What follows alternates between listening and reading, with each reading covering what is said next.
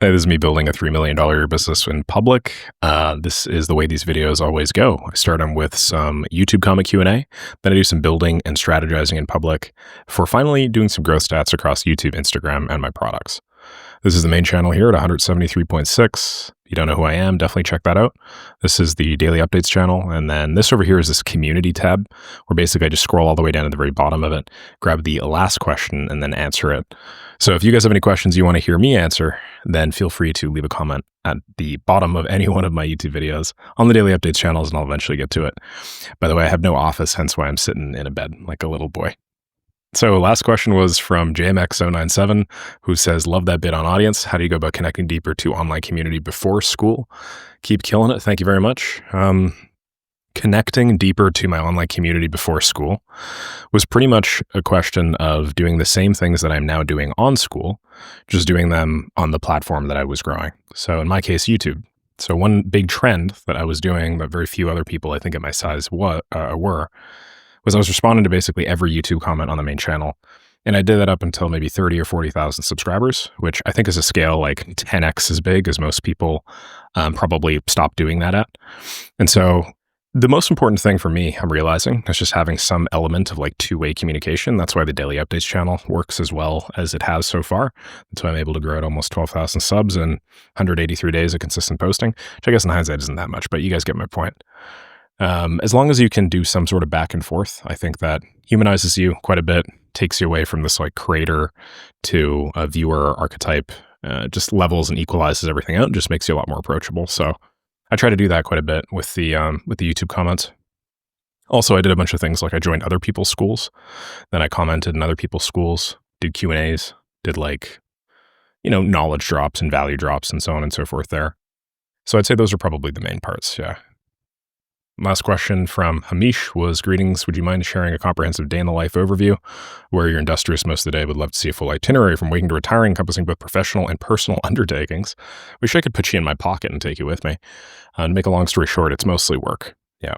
Now I do have like a daily routine, but it's not holistic for like health purposes. Vast majority of it is just work. So usually like wake up and then I'll roll over. And as I wipe the crust from my eyes, start doing my highest revenue generating activity, which at least as of right now is school posts. So I'll do Make Money with Make, then I'll do Maker School. Then if I have anything else that I'm doing, like right now I'm responding to this one post that I was pinned in Schoolers, which is like the community for communities. If I have anything else, then I'll do it then. And then I do like daily updates, which is also generating me a fair amount of money. And then if I have content for the main channel, I'll do content for the main channel as well. And then from there, yeah, it depends on exactly what I have stacked on my day. But by that point, most of the daily high ROI activities are already done, which I think is important. So just focus on like those high ROI activities first, just to make a long story short. AK Intake says, I believe Nick is not an AI. Nice. Ben Williams says, crazy you're working with the UAE royal family. Thank you. Yeah, I'm not necessarily working with the UAE royal family just yet. Just in the middle of like a bid tendering phase. Bros on Burks, keep it up, man. Thank you. Barely any edits, one straight insightful yap. Well, the goat. Yeah, I don't know if they edited it, I'll be honest. Then we have a bunch of people sharing what looks to be summaries of the event. This is when I was on stage with Hormozy and Sam Evans. Okay, Mike Goen says, what stylus and tool software using to draw and record video on? Normally, I have a little tablet right next to me with an XP pen, which is just a little thing that kind of turns a pen into a mouse, and then it allows you to draw on the page and stuff like that in conjunction with something like Excalidraw or LucidSpark. And then there's also this app that you can get. I just go Command Presentify right over here, which then allows me to do this by holding Control and then pressing A. It's pretty nifty. Thank you very much, man. 3 million a year with a team of 5. Hell yeah. Jaco says, you've been talking a lot about health recently. Was it necessary to sacrifice your health as much as you have in the last few years to be where you are? I don't necessarily think so, but I did take like a all or nothing sort of approach to it. And part of the sacrifice was also just something that was a little outside of my control. I was playing sports and basically, at the time, I was playing this game pickleball, which some of you guys know. I was pretty sick one day, and I think just due to a random coincidence, the viral infection I had, and then the strain I put my right shoulder on while I was playing that game one night, just sort of like coincided, and I ended up with this condition called brachial neuritis. And as a result of that, I was unable to do a lot of the health things that I wanted to over the course of last year. So I figured, hey, if I'm not going to be doing those health things, might as well just go balls deep into work. That's more or less what I did. I procrastinate just as much as the average person. Focus on the 20 over 80. You could have been where you are now at a healthier state. I think you meant 80-20. But yeah, no, I completely understand where you're coming from. And in terms of my thoughts on the balance of health and success, I think one thing you'll realize is when people achieve a certain level of wealth or income, you just look at their behavior on net. You just zoom out and you look at, I don't know, the top 50,000 people on planet Earth by net worth. You realize that basically every single one of them, after a certain point, just starts investing in their health because they realize that that's really all they have left to invest in. And a lot of them wish they'd done so a lot earlier. So investing in your health means different things for different people. For some people, maybe it means, mental health more than anything, long walks down the beach, investing in the right partners and so on and so forth. But in my case, it was literal physical health. And I think I just see this trend with basically everybody that hits a certain number and goes, what the hell do I do next? Keep in mind that that number also differs based off the person that you are. But yeah, for me, it was reasonably low, I would say. I've seen some people that are at 10x that amount and are just coming to that same realization. Chris says, what's the book you referenced? Yeah, it's called The Name of the Wind by Patrick Rothfuss. Don't think that is ever getting a sequel. Thank you, Matthew. Casper says, awesome breakdown. Congrats on winning the games. Cool, informative interview too.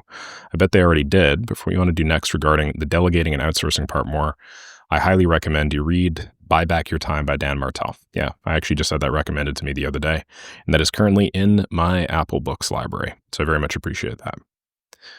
Benjamin says, this is incredibly interesting. Thanks so much. Thank you. Key insight. You don't need to listen to Hormozy for 2 hours daily and 2 times while you work out because you are already pretty proficient at the things he talks about. Yeah, that's something that I'm doing here. I'm listening to Hormozy while I go to the gym. My goal is to go through every single video he's ever published, the long form ones anyway. I think he just has too many shorts to count. And the idea is just to see kind of his journey because I feel like I have a similar one, just in a slightly different industry. He was so bright-eyed and young back when he started 7 or 8 years ago. Let me see. Check out these first few videos. Hopefully we don't auto-load. Oh, yeah, we're about to auto-load. Okay. I don't know if you guys have seen this, but it's really funny. He's basically just walking through a gym, and it's a really sketchy, trashy gym. And look at him. He's my age. It's walking through this sketchy, trashy gym, and he's like, look at this thing. Who the hell would want to work out here? Look at this door. It's all sketchy. Look at that. It's all dark. There are no lights. Look at this. Look at that paint job. He's like, $35,000. I made this gym $35,000 in 5 days or something. It's pretty cool. Yeah, just seeing his shift from more management consulting style stuff to then really super into bro gym marketing back to digital because of COVID. And just seeing all that, I think is pretty interesting and would illuminate my own path. So that's what I'm doing. Apparently, Beyblade Knight says I don't have to. Tusif says, hey, Nick, what would be your advice on quitting overthinking, being analysis paralysis, getting things done every day by being accountable? Yeah, the simplest way to be accountable is being accountable to yourself only goes so far, right? Also, basically every productivity technique or hack only goes so far. So all of these are going to have limited shelf lives. But the one with the biggest staying power for me has just been having other people hold me accountable. It's one thing if I hold myself accountable, I do a pretty good job, but having other people hold me accountable is way stronger of a technique, I think. So what are some ways I have people hold me accountable? Well, I'll announce things that I want to do to a big group of people that I like, respect, and would not want to let down. If you can get in the habit of doing this sort of thing consistently, then you're going to get those things done. What's another example? Pre-committing to things. It's I know that I don't want to do this thing. I know I don't want to jump on a sales call. That sales call might happen in 3 or 4 days. Somebody says, hey, can we have that call on Thursday at 3:15? I just say yes then and there because now I've solved that future instance of me being oh shit, I don't really want to do this thing. It's I've already pre-committed to them. I've already gave them my word. My word is my bond. I'm obviously going to follow through with it. So pre-committing in that way, and then dealing with the consequences of your actions later is a pretty strong strategy, I think. Probably one of the simplest and most immediately actionable things that anybody here can do is just get your top 3 friends and just send them a text saying, I'm going to do X on Y day. Could you send me a text to verify that I did it? Or send me a text or give me a call and ask me how it went or something. If they're friends of yours, they will do it. If you don't have friends for whatever reason, then just get your family to do it. They'll probably respect you a lot for doing so. Okay, Shubham says, this is one of the most valuable videos I've seen. Thank you. Thank you very much, Clara. How should you make a personal development community B2B? Really depends on the degree of personal development. So what exactly do you mean by personal development? That's a very broad, all-encompassing term. Your career development is definitely part of your personal development. If you're talking about things like your social skills, for instance, these are soft skills which are directly related to your income. I'd say probably those are the group of skills that are the most related to your income, much more so than, who knows, AI automation or whatever. Soft skills like sales and whatnot are just like directly one-to-one correlated with the amount of money you make. And softer skills like self-confidence and certainty and so on and so forth are directly correlated with sales skills. So I think the case to go from that to a B2B proposition is pretty clear. Make more money, get the career of your dreams, get what you want out of life, so on and so on and so forth. It's my, I guess, says, Nick, should a person starting in AI also start by building their personal brand on YouTube if he doesn't yet have any clients, or just focus on cold outreach and get some clients first? Definitely just focus on cold outreach and get some clients first. Very few people are going to want to listen to you unless you have something actually worthwhile to say. Like, just as an aside, you guys are listening to me clearly sitting in some kid's bed here with like a really low budget production, just yap on off the top of my head about a subject that I'm really good at. And while I'm sure what I'm talking about has value, you're not listening to me, or you didn't start listening to me predominantly because of the value. You started listening to me in some way, shape, or form because I've done stuff that you want to do. And so just as like an example, like a meta example of why that works, if you just started recording videos like this and talking about stuff that maybe you're good at every single day, you're probably not going to get, 12,000 subscribers or something like that, unless you have some sort of evidence that you're good at doing what you're doing. Because that's really what matters, is the evidence. Actually, Hermosi just talked about this, and I keep on mentioning him, and I'm going to stop because it's like every 5 seconds somebody asks a question that's related to it. Obviously, the video that I did with him is part of the reason why. But he did this podcast with Diary of a CEO just the other day. And to make a long story short, he was like, the most important thing is you just have evidence that you have done something cool. As long as you have evidence that you've done something cool, you can create content. If you don't have that, then don't. And I agree with him. If a client pays me to build a custom automation, do they own it outright if they stop working with me, or should the contract specify terms? Also, what's the most common way to work this out? Do they own it outright? Well, it depends on your terms. In my case, I always just give them everything. Now, ownership, you got to keep in mind, we're dealing with like cloud drag and drop entities.